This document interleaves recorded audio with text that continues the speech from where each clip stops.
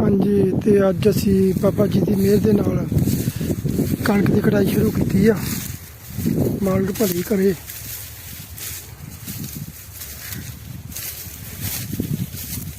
ਸਭਨਾਂ ਤੇ ਮਿਹਰ ਭਰਿਆ ਹੱਥ ਰੱਖੇ ਮਾਲਕ।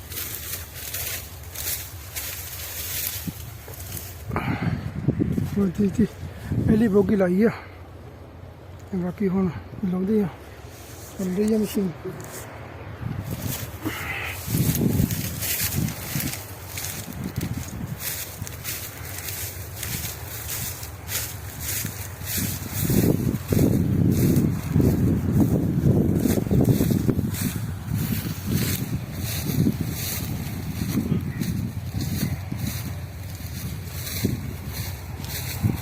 ये सारे खेत वड्डांगे असीं 5 किले आ गए अपने इधर वड्डांगे।